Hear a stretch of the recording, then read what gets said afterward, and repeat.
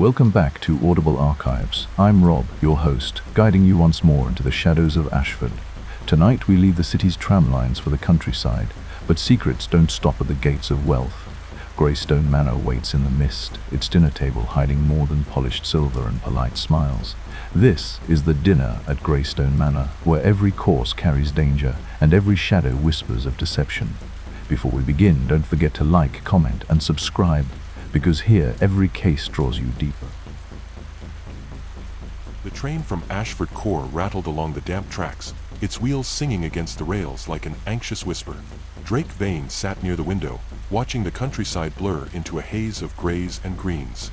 Mist clung to the edges of the estate grounds, muffling the sound of distant rivers and woodland creatures. Greystone Manor, perched atop a gentle rise, seemed almost unreal in the evening light. A sprawling Georgian house with ivy creeping across its stone facade, chimneys puffing faint trails of smoke into the cold air. Drake adjusted his ash-colored scarf, steel-gray eyes narrowing as the train slowed at the manor's private siding. Invitations to these types of country gatherings were rare for him. The army and the city had taught him discipline and caution, not social pleasantries. Yet this invitation was personal, signed by Captain Ellery Stanton, a former colleague who now managed the estate and had requested Drake's presence under the pretext of a minor matter of concern. Arrival and observation. A carriage awaited, its wheels crunching over gravel as Drake stepped down. He noted everything: the pale glow of lamps along the drive, the uniformed footman who watched him with a rigid posture, the subtle tension in the butler's shoulders. Even minor details mattered. In Ashford, he had learned that the smallest observation could unravel the grandest deception. Drake, to himself, the countryside has its secrets too, not just the city. The carriage door opened, and Drake entered the manor hall. The interior was warm, the scent of polished wood, herbs, and lingering candle wax filling the air. Guests milled about, laughter and clinking glasses echoing faintly in the grand hall. Drake's gaze swept methodically, cataloging faces: young socialites, estate managers, a few unfamiliar businessmen, and a woman whose expression suggested she observed more than she let on. The dinner begins. Captain Stanton greeted Drake at the head of the table, his smile tight, practiced. "Stanton, Drake, thank you for coming. I trust your journey was comfortable." Drake, nodding, scanning the table, smooth enough. The estate, it has a presence of its own. Stanton, smiling thinly, "Ah, you notice. You always did have an eye for detail." As the courses began, Drake noted the meticulous presentation of the dishes. Each plate bore subtle garnishes, a touch of thyme here, a sprig of rosemary there. He detected the faint aroma of a bluish-green root he recognized from rare herb catalogs, an import often used medicinally, but not for consumption in these quantities. Drake, thinking, unusual. That color, that scent. It's not common in England. Imported, possibly smuggled through the docks. The conversation around the table was light, masking tensions Drake could already feel. Rivalries hinted at in sideways glances, forced laughter, a faint undercurrent of fear in some of the younger guests. The fateful course. When the herb-infused dish was served, Drake watched carefully. The young woman with observant eyes, Miss Clara Whitmore, accepted her portion with a polite nod. She took her first bite, then a second, and paused. Her hand trembled slightly. Clara, softly, almost to herself, I don't feel right." A hush fell over the table. Stanton rose, moving to her side, while other guests leaned forward, concern etching their faces. Drake noted the immediate physiological signs: slight pallor, shallow breathing, a quickened pulse visible at her wrist. His hand hovered near his coat, where his notebook lay ready. Drake, calmly, under his breath: "Poison. Subtle, deliberate, not accidental." He intervened with quiet authority, guiding her from the table and instructing a footman to fetch water and blankets. While the household staff panicked, Drake observed methodically, cataloging each guest's reaction, each movement of the servants, and the placement of the herb dish. First clues. Once Clara was stabilized in a sitting room, Drake began discreet inquiries. The herb had been prepared by the estate's cook, an experienced woman, who claimed she had no idea it was dangerous. The supply of the root came from a recent shipment, labeled as medicinal stock for the manor's apothecary. Only 3 people had access to the storage: the cook, Captain Stanton, and a new assistant, a young man recently employed at the manor with vague references. Drake's steel-gray eyes narrowed. Each detail was a thread, waiting to be tugged. The timing, the rarity of the herb, and the social dynamics suggested more than a mere accident. Drake, thinking, this wasn't meant to kill her. At least not yet. It's a test, or a warning. But who benefits, and why? A shadow in the hall. As he left the sitting room, Drake caught movement near the library doorway. A shadow that seemed too deliberate, too fleeting to be casual. He made a mental note of the figure, tall, dressed in dark cloth, retreating quickly as he approached. Drake returned to the main hall, where guests were murmuring and exchanging theories, none daring to suggest deliberate intent. He knew differently. Every detail, every reaction, was part of a larger puzzle.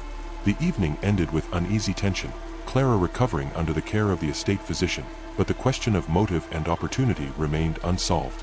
Drake's mind was already weaving possibilities: smuggling, inheritance, secret rivalries, and Ashford's underworld connections. Drake, writing in notebook. Identify all guests' potential motives. Trace herb shipment from dock to manor. Observe reactions. Note inconsistencies in accounts. Outside, the mist thickened, curling around Greystone Manor as if to hide its secrets. Drake knew one thing for certain.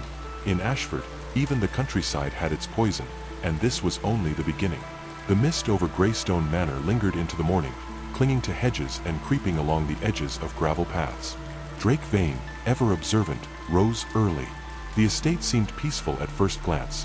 Dew-laden lawns, birds calling distantly, servants already bustling quietly in the wings.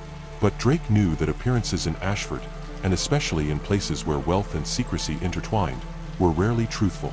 Surveying the scene, Drake started with the herb's origin. The bluish-green root was rare, imported from a remote region and known in medical circles for its potency.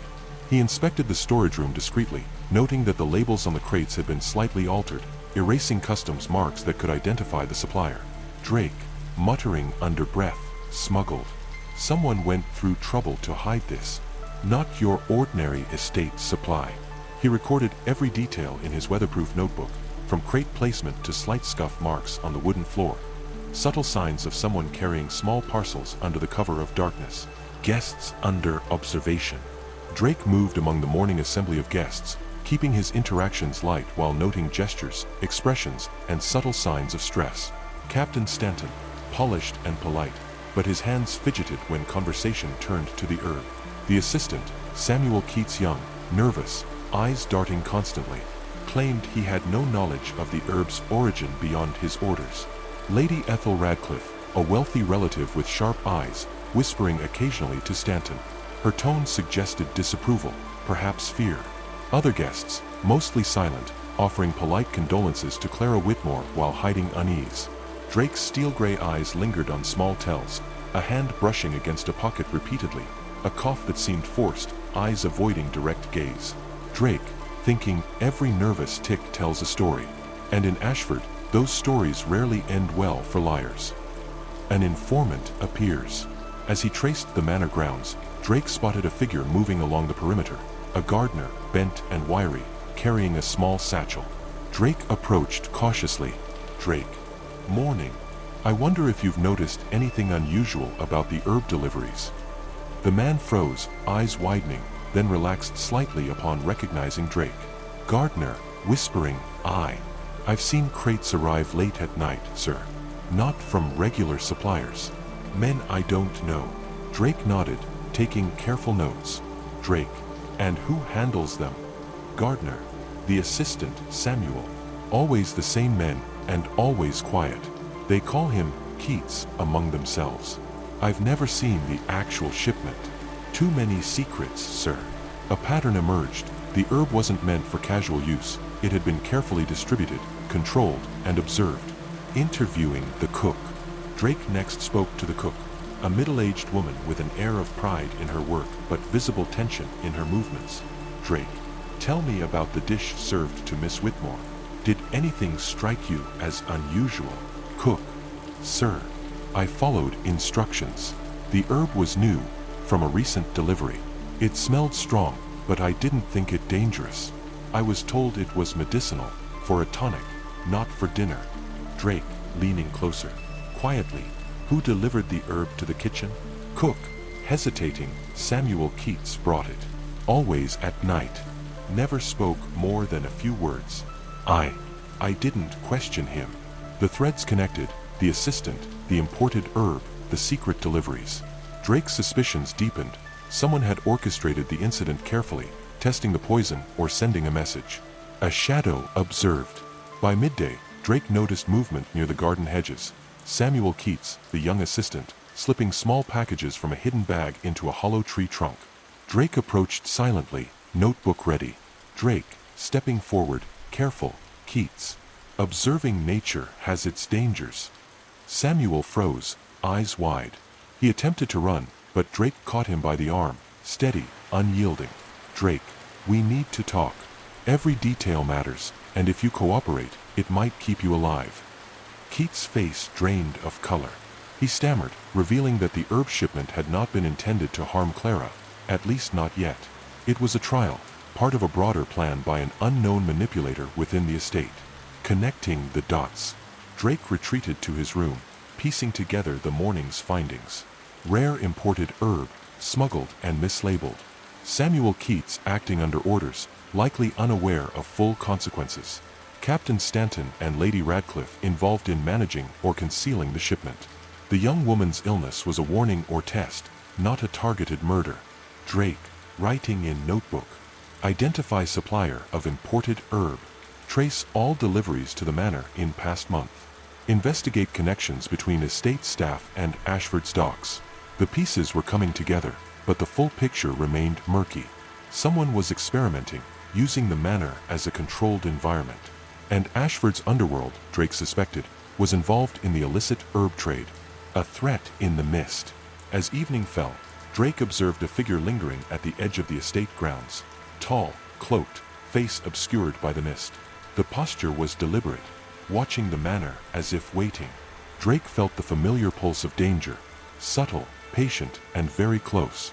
Drake, thinking to himself, the gardener's warning. The shadows. Someone wants this incident to be noticed, but not solved yet. Ashford never allows mistakes to go unpunished. The night closed over Greystone Manor, fog thick and oppressive.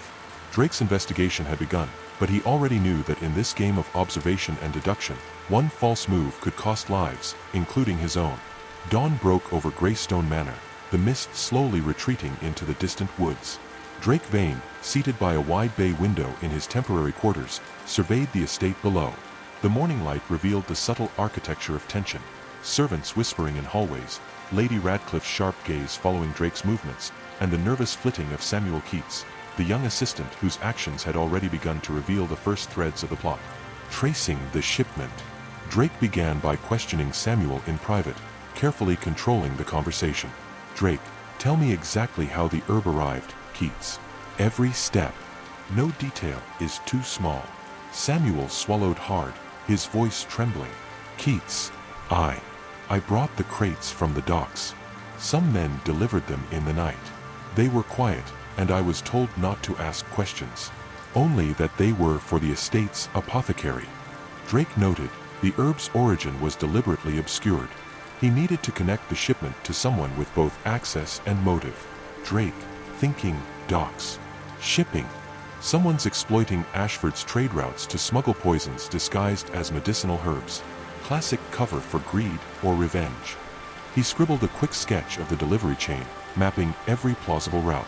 The apothecary's secret. Drake visited the manor's apothecary, a small, well-stocked room smelling of dried flowers and tinctures. The apothecary, an elderly man named Finch, greeted him warmly but with nervous eyes. Drake, Mr. Finch, I need to know about the recent herb shipments. Any unusual orders? Finch, hesitant, well, there was a batch of a rare bluish-green root. Unusual indeed. Imported from the southern coast. It was not for the usual remedies, but for experimental tonic purposes, they said. Drake's steel-gray eyes narrowed. Experimental tonic. A test run, just as he suspected. Drake, quietly, and who placed the order? Finch, sighing, nervous, Lady Radcliffe and Captain Stanton jointly. They were very particular about secrecy. Drake's mind raced. The apparent orchestrators were among the manor's elite, but the actual killer might be testing, refining a method for a larger scheme. Dinner guests under scrutiny. Returning to the main hall, Drake observed the guests with renewed focus. Each gesture, glance, and cough was catalogued in his mind. Lady Radcliffe, controlling, sharp-tongued, protective of secrets. Captain Stanton, formal, courteous, yet visibly uneasy around certain staff. The other guests, polite on the surface, subtly defensive, likely aware of tensions yet unaware of the full danger. Drake noted subtle interactions, whispered conversations, hands brushing over notes, glances towards Samuel Keats. Every movement suggested hidden alliances, motives, or secrets. Drake, thinking, the test wasn't aimed at Clara. It was a rehearsal. Someone here wants to perfect the delivery of the poison without attracting suspicion. And Ashford's docks connect all the pieces. A visit to the docks. Drake arranged a discreet visit to Ashford's docks, where shipments of imported goods arrived daily. Using his contacts from his police and army days, he tracked the arrival of herbs similar to those found at the manor. A shipment of crates labeled as medicinal spices arrived from the southern coast. Drake observed the workers. Crates opened, checked, resealed, and moved without record. Drake, to himself, no documentation. Someone is exploiting the system. And someone among Greystone Manor's staff has knowledge of these shipments. The hand of Ashford is at work even in the countryside. He took photographs and notes, recording everything in his oilskin-bound notebook. A clue hidden in plain sight. Returning to the manor, Drake examined the kitchen and herb storage once more. He discovered a faint smudge on a crate, a fingerprint partially erased, yet still visible to the careful eye. He matched it against his mental notes from the dinner, a hand that lingered too long on the herb, the assistant's nervous movements, and the cook's unintentional misdirection. Drake, thinking, the killer is precise, calculating, and testing reactions.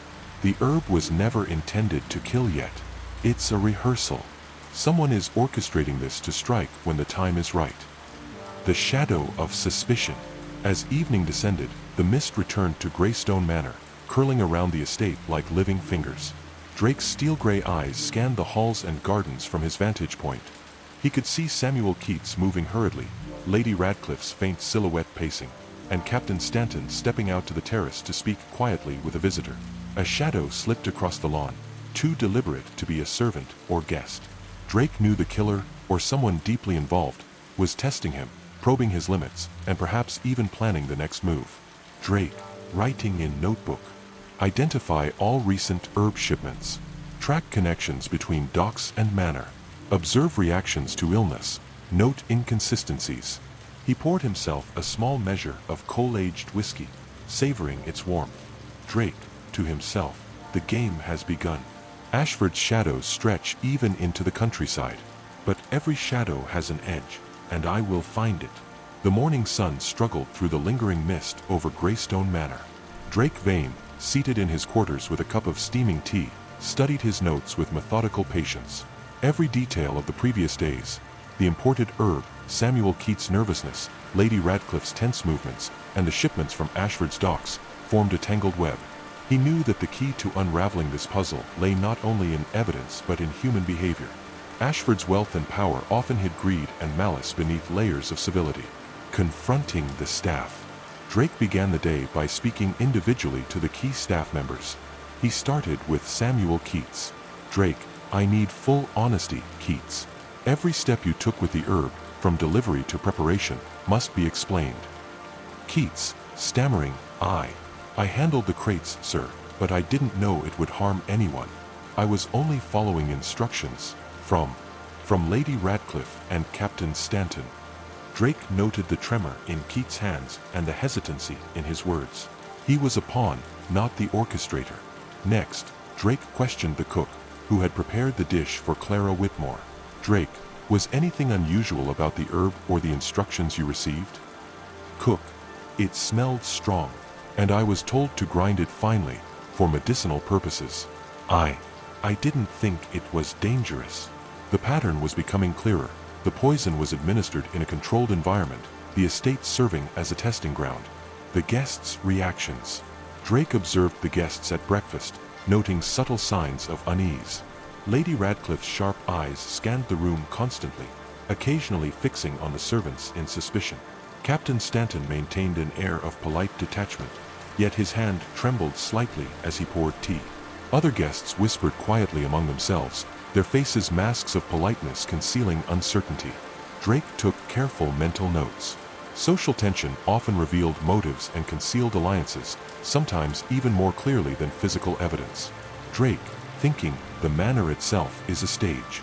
Every glance, every twitch is part of the performance. The real danger hides in plain sight. A hidden note. While inspecting the kitchen, Drake discovered a small folded note tucked beneath a stack of plates. He opened it discreetly. Ensure the experiment continues. Observation is critical. The young lady's reaction was satisfactory. R. Drake's steel-gray eyes narrowed. R. A new initial. Someone higher than Keats or the staff was orchestrating the experiment. Drake, thinking R. Likely a guest, someone with access and influence. Perhaps even Lady Radcliffe herself, or someone visiting under a guise. Mapping motive and opportunity. Drake returned to his quarters, spreading his notes across the table. He created a grid of possible motives, opportunity, and access. Samuel Keats, opportunity, high, motive, low. Cook, opportunity, medium, motive, none. Lady Radcliffe, opportunity, high, motive, possible, control over household, financial interest. Captain Stanton, opportunity, high, motive, possible, protecting secrets, loyalty to Lady Radcliffe. Other guests, opportunity, low, motive, uncertain. Drake added a column for behavior under stress, noting each inconsistency observed at dinner, breakfast, and the herbs administration. Drake, writing, the experiment isn't random. It's a test, a warning, or a rehearsal. Whoever planned this is patient, calculated, and connected to Ashford's networks. A secret meeting. That evening, as guests mingled in the drawing room, Drake noticed a figure slipping toward the garden. Tall, cloaked, careful. He followed discreetly, observing from the shadows. The figure met with someone Drake recognized from the docks. A man who had been spotted delivering the herb shipment. Their conversation was low, urgent, and filled with coded references to the estate's schedule. Drake, thinking, the network extends beyond the manor. Ashford's docks and the manor staff are both pieces of a larger scheme. The true orchestrator watches from the shadows, letting others play their roles. Closing in. Drake returned to his quarters late, documenting the day's findings. The threads were coming together. The assistant was a pawn, the cook unwitting, and at least one guest was manipulating events from behind the scenes. The imported herb had been a test, the target only incidental. Drake, to himself, the next move will reveal much. Whoever R is will make another attempt, or at least expose themselves. Ashford may be quiet on the surface, but the currents run deep. The manor settled into uneasy silence, fog curling around the estate like a watchful serpent. Drake's mind, sharp and methodical, was already planning his next steps. Observation, interrogation, and a careful unraveling of the web that threatened to turn the estate into a stage for murder. The fog lingered like a veil over Greystone Manor, muffling the sound of footsteps and muting the colors of the gardens. Drake Vane had spent the morning quietly observing the estate, noting subtle movements among the guests and staff. The tension in the household had grown palpable. Polite smiles were sharper, whispers more frequent, and every glance carried suspicion. Silent observation. Drake stationed himself in the library, a vantage point overlooking the main hall through an open window. The guests gathered for luncheon, their movements precise, their conversations careful. He noted Lady Radcliffe's repeated glances towards Samuel Keats, her fingers brushing against the small notebook she carried under her hand. Captain Stanton's polite attention to conversation masked a flicker of worry whenever the herb topic arose. Drake, thinking, the true orchestrator must be among them. Someone who watches, waits, and manipulates others like pieces on a board. The assistant under pressure. Drake found a moment to speak with Samuel Keats in the herb storage room. Drake, Keats, I need to know if anyone else has handled the herbs beyond your orders. Speak truthfully. Keats, hesitant, trembling, there was one other. A guest, I think. Someone who arrived late and asked about the preparations. Called himself Mr. Rook.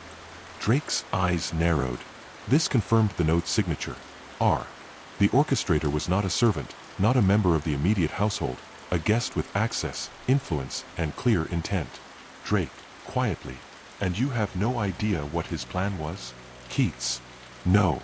I only carried the crates. I didn't touch the dish myself. Drake made a mental note. The assistant remained a pawn, while the true manipulator moved unseen among the manor's visitors. A clue in the garden.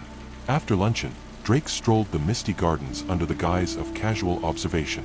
He noticed footprints along the gravel paths, partially obscured by the morning dew. They led to a secluded alcove where a small patch of the rare bluish-green root had been planted, not naturally, but deliberately, in a corner of the herb garden. Nearby, a discarded glove hinted at a visitor who had handled the plants recently. Drake examined the soil and detected faint traces of ash, as if some preparation or partial burning had occurred. Drake, thinking, not just a test. Someone is refining the method, practicing dosage and effect. And the garden is part of the experiment. Interrogating the guests. By late afternoon, Drake began a careful questioning of the guests, moving from polite conversation to subtle interrogation. He approached Lady Radcliffe first, observing her reactions closely. Drake, Lady Radcliffe, I understand the herbs were intended for medicinal purposes. Were there any unusual instructions from anyone recently? Lady Radcliffe's fingers tightened around her teacup. Lady Radcliffe, only that they be handled carefully. I did not think anyone would misuse them. Drake, thinking she's hiding something, but it may not be outright malice, perhaps fear or loyalty to someone else. Next, he questioned a visiting businessman who had shown unusual interest in the herb preparations. Businessman, evasively, I only asked for clarification. It's a rare import, yes, but I had no other interest. Drake catalogued every lie, half-truth, and hesitation, building a network of observations. A secret meeting in the library. As dusk fell, Drake observed a shadow slipping into the library. Mr. Rook, the mysterious guest mentioned by Keats. He appeared to speak quietly with Captain Stanton, the conversation low and deliberate. Drake strained to hear, but only caught fragments. Timing is critical. Must test before the dinner. Any slip could ruin everything. Drake's pulse quickened. The pieces were falling into place. Mr. Rook was orchestrating the testing of the herb, manipulating the assistant, and potentially using the dinner as a rehearsal for something far more sinister. A threat looming. Returning to his room, Drake documented his findings. Mr. Rook, orchestrator, present at the manor, manipulating staff and testing the poison. Samuel Keats, pawn, carrying out orders unknowingly. Lady Radcliffe, possibly complicit, or at least protecting secrets. The herb, test poison, refined in small doses to observe effects. Drake poured himself a small measure of coal-aged whiskey, letting the warmth settle in his chest. Outside, the fog thickened, curling along the manor walls like fingers probing for weakness. Drake, to himself, the experiment isn't finished. The next move will reveal motive and method. And whoever Mr. Rook is, he underestimates me. The fog lay heavy over Greystone Manor as night descended, muting the gardens and cloaking the estate in shadow. Drake Vane moved through the halls with measured steps, steel-gray eyes alert for every flicker of movement. The events of the past days had revealed a pattern. Mr. Rook, the mysterious guest, was orchestrating the testing of the rare bluish-green herb, manipulating staff and guests alike. Tonight, Drake planned to confront him. Indirectly, subtly, and carefully. Preparing the observation. Drake stationed himself in the corridor overlooking the main hall. He instructed Samuel Keats discreetly to prepare the next portion of herbs under close supervision, ensuring no one could tamper with it without Drake noticing. Drake, whispering to Keats, follow my instructions exactly.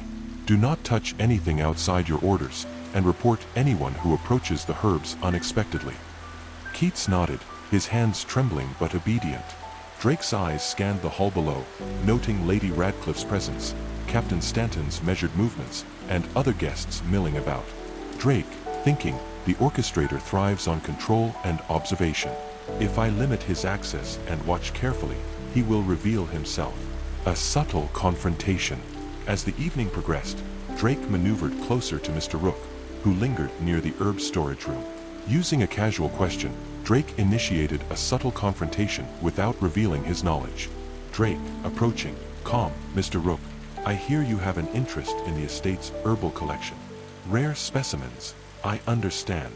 Mr. Rook turned slowly, a faint smirk on his lips. Mr. Rook, curiosity, Mr. Vane.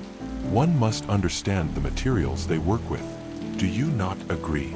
Drake observed every twitch, every flicker of the eye. He noted the slight tension in Mr. Rook's posture, control veiling a trace of unease. Drake, indeed. And yet, some specimens are far more potent than expected. I imagine a small dose can have unintended consequences. The smirk faltered. Mr. Rook, carefully, caution is always wise. One must never underestimate the properties of nature. Drake nodded, stepping back. He had planted the seed. Now it was time to observe Rook's reaction to the controlled conditions he had arranged. Monitoring the herb, Drake stationed himself in the shadowed corner of the herb storage room. Samuel Keats prepared the herb under Drake's supervision. Every step, every movement was precise.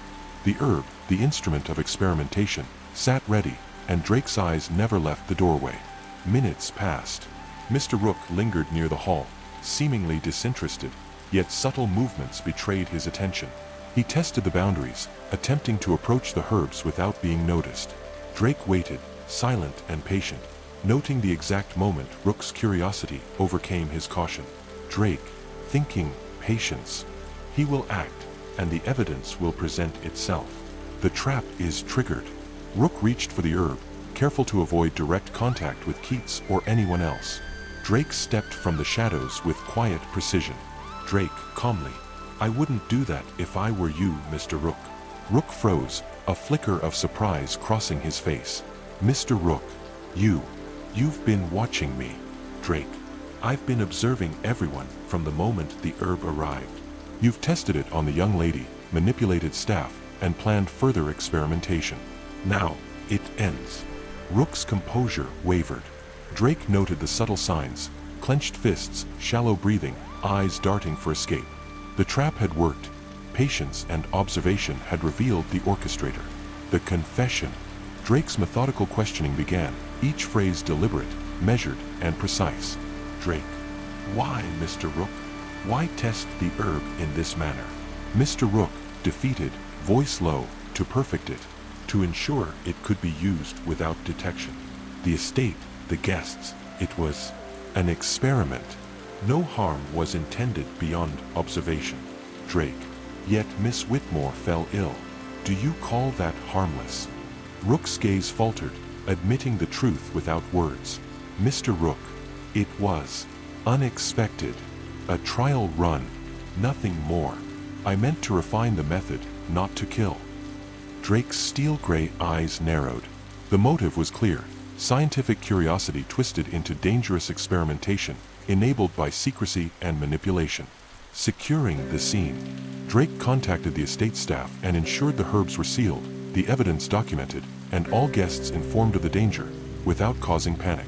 The authorities were notified discreetly, allowing the arrest of Mr. Rook before any further harm could be done. Drake, writing in his notebook, poison test confirmed. Orchestrator identified and contained. Staff and guests safe. Resolution. The manor settled into uneasy calm. Drake stood by the bay window, watching the mist retreat slowly, revealing the first hints of morning over the estate grounds. Drake, thinking curiosity, when twisted, can be deadly. Knowledge without caution is a dangerous companion. He sipped his coal-aged whiskey, reflecting on the lessons of observation, patience, and careful deduction. Ashford's shadows were everywhere, even in the idyllic countryside, but tonight he had peeled back one more layer. The first light of morning cast pale beams across Ashford's docks, reflecting off puddles in the uneven cobblestones. Drake Vane stood at the edge of the quay, observing the rhythmic unloading of crates, the faint metallic scent of the river mixing with the salt air. He had followed the trail of the rare bluish-green route from Greystone Manor back to its origin, the docks of Ashford.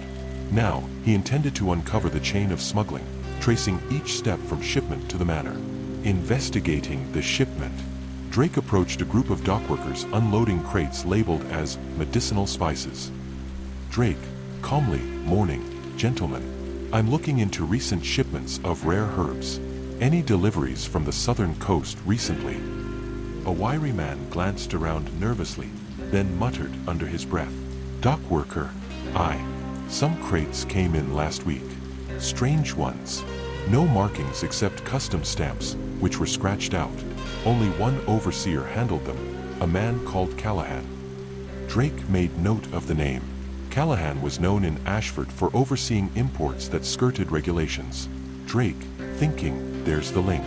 Someone exploited Ashford's trade network to smuggle these herbs. Callahan's men delivered them to the manor under the guise of medicinal imports. Following the trail, using contacts from the homicide division, Drake traced Callahan's movements over the past month.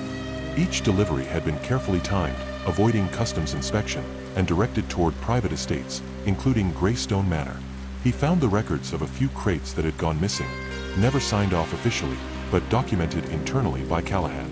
Among them were crates containing the bluish-green root, intended for experimental use. Drake, writing in notebook. Delivery logs confirmed. Illicit shipments under Callahan's supervision. Recipients included Greystone Manor and 3 other estates. The network extended further than he initially imagined. The poisoning at Greystone Manor was not an isolated incident. It was part of a broader smuggling operation. Confronting the overseer, Drake arranged a discreet meeting with Callahan at a quiet warehouse along the docks. Drake, Callahan, I understand you handled certain shipments recently, bluish-green herbs, mislabeled for medicinal use. Care to explain? Callahan's expression was wary, but he knew Drake's reputation. Callahan, I handle shipments. I don't ask questions, Vane. If they're paying, I deliver. Drake's steel-gray eyes narrowed. Drake, and if one of your shipments ended up poisoning a young woman at a manor? Callahan flinched but remained silent. Drake's patience and precision did the work without a gunshot. The overseer's conscience, or fear of exposure, revealed more than words. Callahan, it wasn't meant to hurt her. Just a test run for someone who wanted to see how it behaved. I deliver, I don't control. Drake nodded. The next piece fell into place. The smuggling operation delivered the poison, but the experimenter, Mr. Rook, had orchestrated the test. Callahan was a pawn, much like Samuel Keats, connecting manor and docks. Returning to Greystone Manor, Drake compiled the evidence. The herb was smuggled through Ashford's docks under Callahan's supervision. Samuel Keats carried the herb within the manor, following orders. Mr. Rook orchestrated the testing, observing reactions and refining methods. Lady Radcliffe and Captain Stanton were aware, at least partially, of the herb's unusual properties and controlled distribution. Drake, thinking a chain of deception stretching from the docks to the manor. Each link a player, each step deliberate. But every chain has a weak point. A hidden ally. Drake found an unexpected ally among the dockworkers, a young man named Harris, who had observed unusual shipments and unusual visitors. Harris, I saw some men at night delivering crates to the southern wing of Greystone Manor. They weren't staff. Strange men, quick, careful. One always carried a notebook, taking notes. Drake's eyes narrowed. This confirmed his suspicions. Mr. Rook had been observing every move, meticulously recording results and adjusting his experiments. Drake, thinking observation is his tool, manipulation his weapon. But he cannot hide from eyes trained to see what others miss. Evening reflection. That night, Drake sat by the bay window, writing in his oilskin-bound notebook. He had traced the herb from the docks to the manor, identified key pawns, and exposed Mr. Rook's manipulations. Drake, to himself, the experiment was meant to be discreet, but the trail never lies. Every shipment, every movement, every nervous glance, they tell the truth if you know how to read them. Outside, the fog returned, curling around the estate. The danger was not yet fully resolved, but the web of deception was beginning to unravel. Drake knew the next step. He had to confront the remaining orchestrator directly and expose the broader scheme before more harm could come. The manor lay shrouded in a heavy evening mist, the gardens and corridors muted under a gray veil. Drake Vane moved silently through the halls, coal-aged whiskey warming his chest, notebook in hand.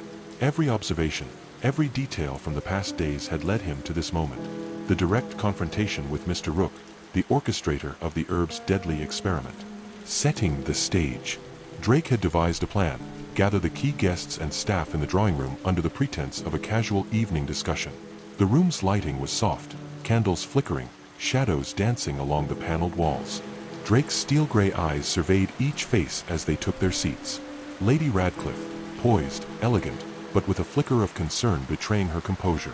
Captain Stanton, attentive, polite, fingers twitching slightly at the table's edge. Samuel Keats, nervous but obedient, eyes lowered. Mr. Rook, confident, smug, unaware of the net tightening around him. Drake, thinking, observation is key. Let him reveal himself through action and words, not accusation. The calm before the storm. Drake began the conversation casually, discussing the manor's gardens and the estate's rare plants. Slowly, he guided the discussion toward the bluish-green root, careful to maintain a tone of curiosity rather than accusation. Drake, I understand this herb is quite rare. Imported from the southern coast, yes? I've seen records of its shipment through Ashford's docks. Mr. Rook's eyes flickered, a subtle reaction betraying attention and concern. Mr. Rook, calmly, yes. A rare specimen, quite potent. Useful in the right hands, if handled correctly. Drake's steel-gray gaze held him. Drake, potent indeed. And yet, it seems someone at the manor recently experienced its effects unexpectedly. A silence fell. Even Lady Radcliffe stiffened, glancing at Rook. Unraveling the web. Drake recounted the events methodically. The shipment from Ashford's docks, under Callahan's supervision. Samuel Keats' role in handling the herb inside the manor. The test on Miss Whitmore, intended as a trial run. Observations of staff and guests revealing inconsistencies and concealed knowledge. Drake, calmly, the chain of events is clear, Mr. Rook. Your experiment was methodical, controlled, and observed.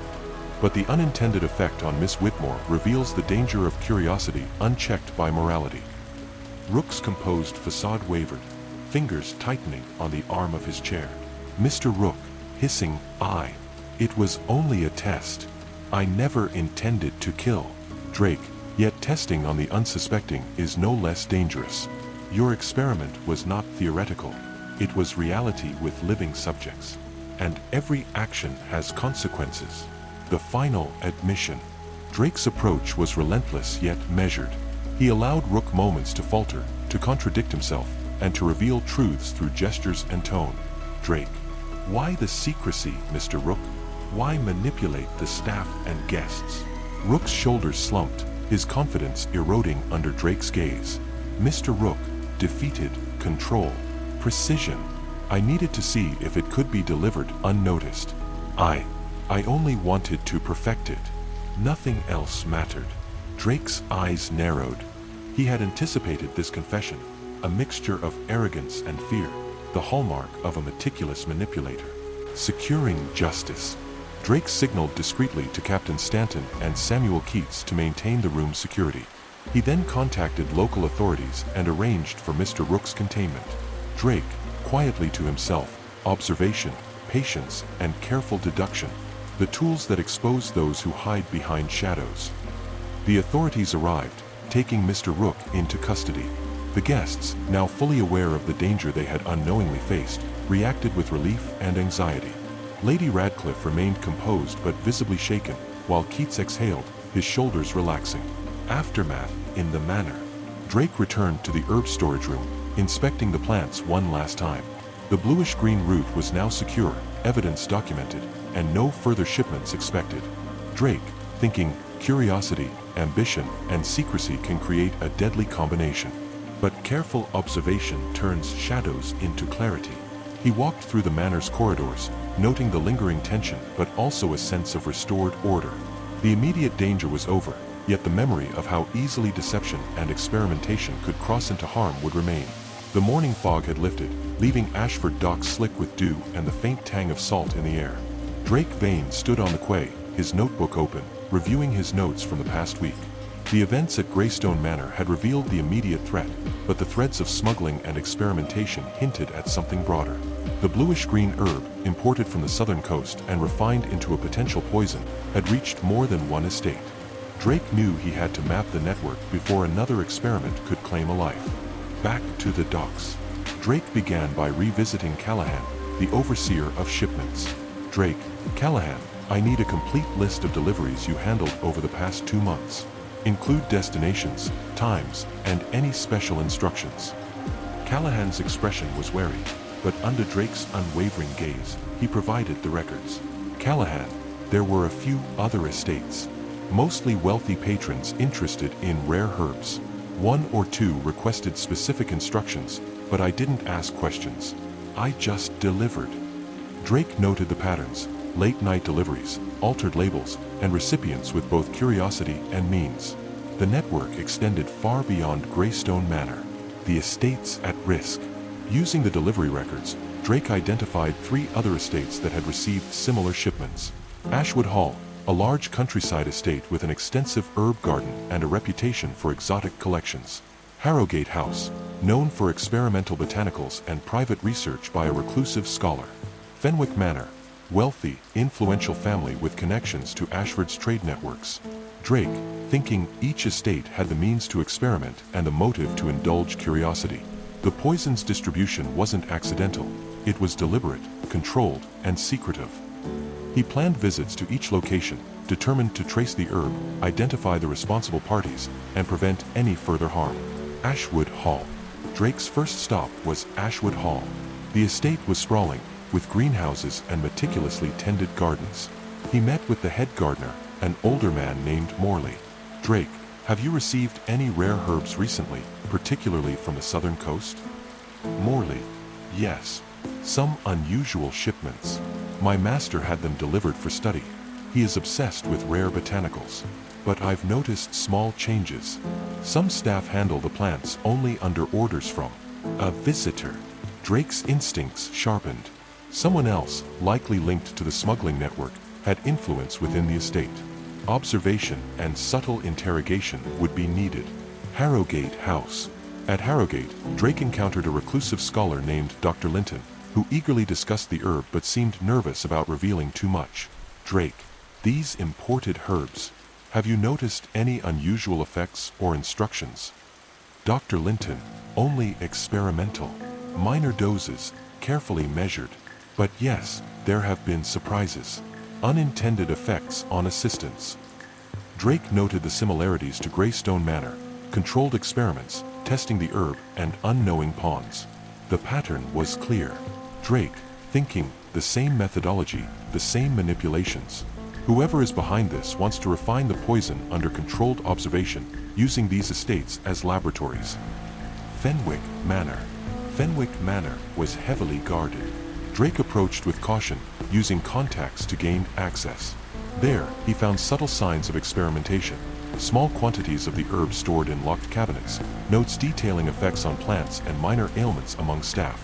Drake, it seems the network is widespread. Each estate serves as a testing ground. Fenwick Steward, our master is curious, yes, but no harm was intended. Just research. Drake observed the tension in the steward's tone. Each estate mirrored Greystone Manor. Curiosity, secrecy, experimentation, and potential danger. Connecting the dots. Returning to Greystone Manor that evening, Drake compiled his findings. Multiple estates received the herb via the same smuggling network. Controlled testing, similar to Greystone Manor, was occurring elsewhere. Each location involved pawns unaware of the full danger. The orchestrator, likely connected to all deliveries, was refining a method of administering the herb undetected. Drake, writing in notebook. Identify all recipients of the herb. Track movements of visitors who influence experiments. Prevent further harm through observation, intervention, and documentation. The broader picture was emerging. The herb was more than a dangerous curiosity. It was part of a network that endangered multiple estates, staff, and potentially guests. The Night Watch. That evening, Drake positioned himself in Greystone Manor's library, observing the fog-laden gardens and the pathways that connected the estate to the surrounding woods. His thoughts lingered on the other estates.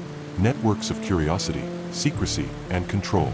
Drake, to himself, observation, patience, and careful deduction, the tools that reveal hidden hands. The network extends further than any one estate, but every network has a weakness, and I intend to find it. Outside, the fog curled like living fingers, hiding movements but also revealing traces for a keen eye.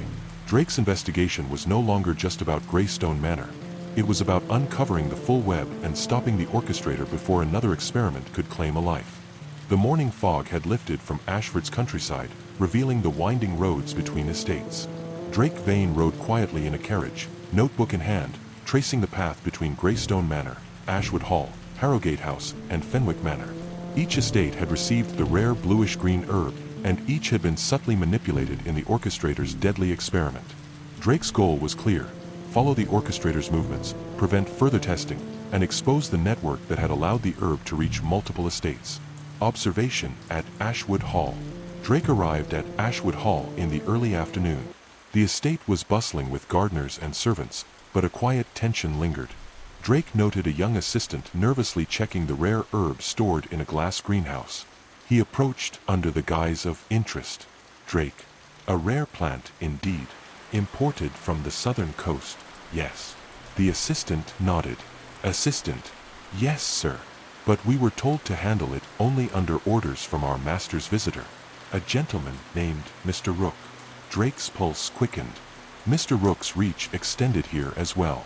The same pattern: controlled experiments, unwitting pawns, and careful observation. Drake, thinking Rook's method is systematic.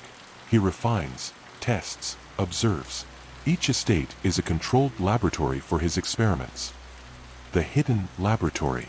Drake explored the estate discreetly, following subtle signs: disturbed soil, partially burned leaves, and notebooks filled with observations of effects on plants and minor illnesses among staff. The orchestrator had refined the herb's potency and monitored its effects meticulously. Drake, thinking each estate mirrors Greystone Manor. Controlled experiments with potential human impact. The goal is clear: perfect the delivery and dosage without detection. Harrogate House under surveillance. From Ashwood Hall, Drake traveled to Harrogate House. Dr. Linton, the reclusive scholar, greeted him with cautious curiosity. Drake, I'm here to understand the imported herb and its effects on local staff. Have you noticed unusual outcomes from recent experiments? Dr. Linton, nervously, minor effects. Nothing dangerous.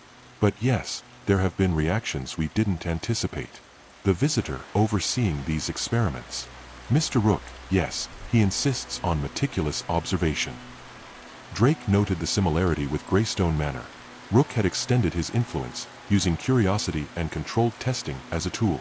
Drake, thinking the same method, the same manipulations. His pattern is predictable, and predictable patterns are weaknesses. Fenwick Manor, a final test. At Fenwick Manor, Drake observed the herb stored in locked cabinets. Staff whispered about minor illnesses, unusual observations, and the visitor's insistence on secrecy. Every estate revealed the same methodical approach: test, observe, refine. Drake realized that the orchestrator's end goal was to perfect a method of discreet poisoning, using estates as laboratories and staff as unknowing participants. Drake, writing in notebook. Map all movements of Mr. Rook. Identify all assistants under his influence. Monitor all shipments of the bluish-green herb. Prevent further testing. Laying the trap. Returning to Greystone Manor, Drake began devising a plan. He would leverage his observations, the documented shipments, and the patterns across multiple estates to set a trap for Mr. Rook. Drake, to himself, he thrives on observation and control. Remove his control, force him to act, and his pattern will betray him. Drake instructed Samuel Keats and the manor staff to maintain vigilance, carefully noting any unusual movements or requests involving the herb. He prepared decoy shipments and monitored access to the herb storage.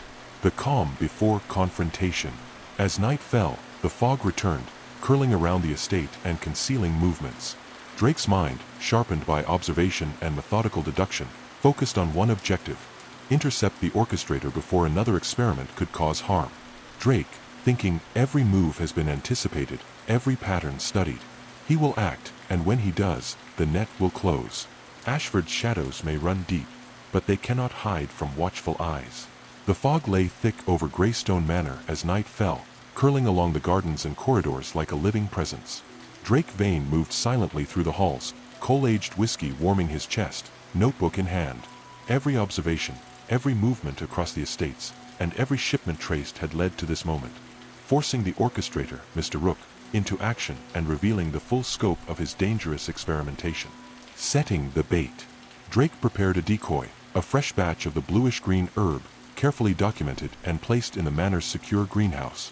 Samuel Keats and the staff were instructed to handle it precisely as before, ensuring any interaction would be observed. Drake, to Keats, follow my instructions exactly. No one touches the herbs without my knowledge. Observe, but do not interfere. Keats nodded, his hands trembling but obedient. Drake then positioned himself in shadowed observation points. The greenhouse entrance, corridors leading to the gardens, and vantage points overlooking the estate's periphery. Drake, thinking Rook thrives on observation. Remove his control and he will act predictably. Every movement he makes will betray intent. The first move. Hours passed. The manor was quiet, the fog muting sound.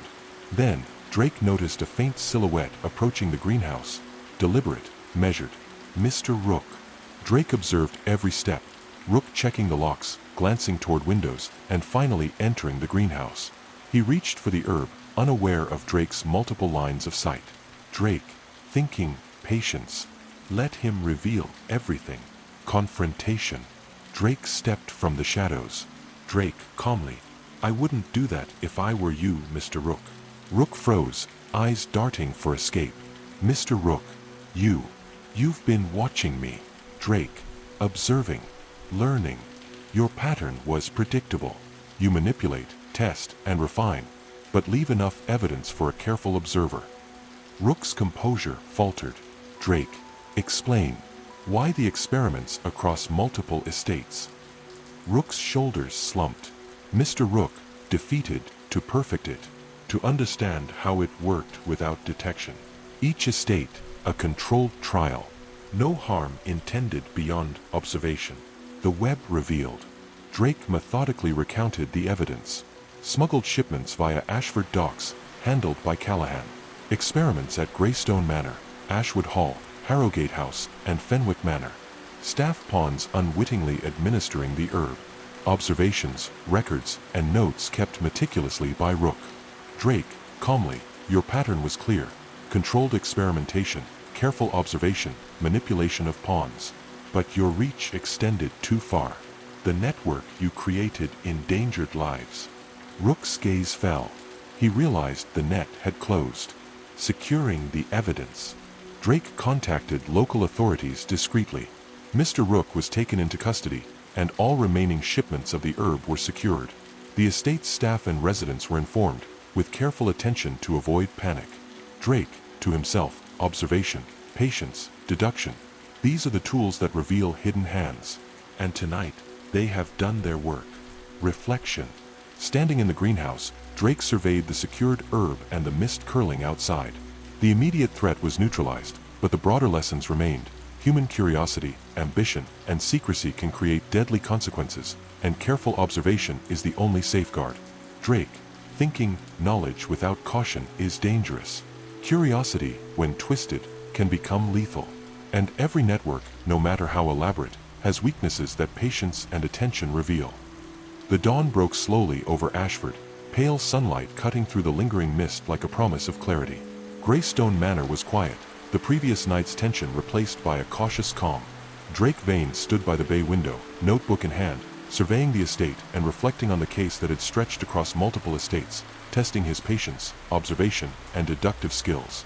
Securing the estates. Drake spent the morning contacting the other estates affected by the bluish-green herb. Ashwood Hall, Harrogate House, and Fenwick Manor all received detailed instructions for securing remaining shipments, isolating the plants, and ensuring no further experimentation could occur. Drake, writing in his notebook. Ashwood Hall, herb secured, staff briefed. Harrogate House, observation logs collected, controlled handling instituted. Fenwick Manor, all shipments traced, storage locked, overseers briefed. He spoke personally with assistants and staff at each location, offering guidance and reassurance. Each conversation revealed relief, a shared understanding of how close they had come to disaster, and gratitude for the careful intervention. Reflecting on the orchestrator, Mr. Rook, now in custody, had confessed to orchestrating the experiments, explaining his obsession with testing the herb's effects across multiple estates. Drake considered the psychology of the man, curiosity, ambition, and meticulous control twisted into dangerous manipulation. Drake, thinking, he sought knowledge without regard for consequence. Observation and method alone do not guarantee morality. It is vigilance and restraint that protect the innocent. Closing loose ends. Back at Greystone Manor, Drake ensured that Samuel Keats and the other staff were debriefed, their roles clarified, and their loyalty acknowledged. Keats, once a nervous pawn, now stood taller, reassured that his diligence under instruction had been vital in uncovering the plot. Lady Radcliffe and Captain Stanton, though implicated in their indirect roles, were guided through the resolution with discretion. Drake's methodical approach ensured justice without unnecessary scandal, preserving dignity while safeguarding lives. Lessons from observation. As the sun climbed higher, burning away the fog, Drake sat alone in the manor's library, reflecting on the case. Observation reveals patterns hidden to the casual eye. Patience allows the manipulator to reveal themselves through action and words. Morality and vigilance must accompany knowledge. Curiosity alone can be dangerous.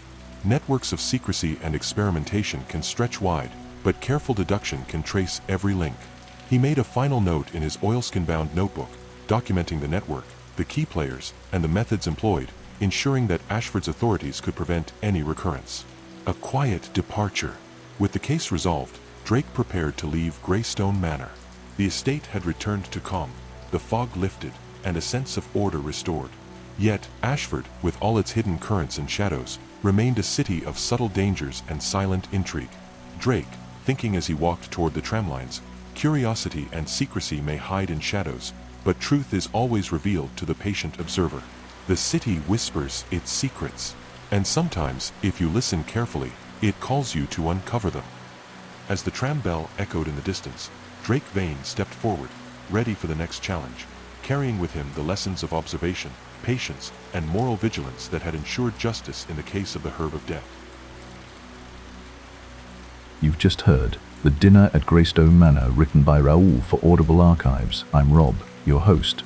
Tonight, Drake Vane unmasked a killer who thought curiosity could excuse cruelty, but in Ashford, even curiosity has consequences. If this mystery carried you into the mist, remember to like, comment, and subscribe. Your support keeps these shadows alive. Until the next case, stay sharp, stay curious, and stay listening. Another chapter closes, but the archives remain, waiting for the next seeker of stories. Here, no voice is lost, no tale truly ends. This is Audible Archives. Until we meet again, may your mind wander freely and your heart never forget the stories we share.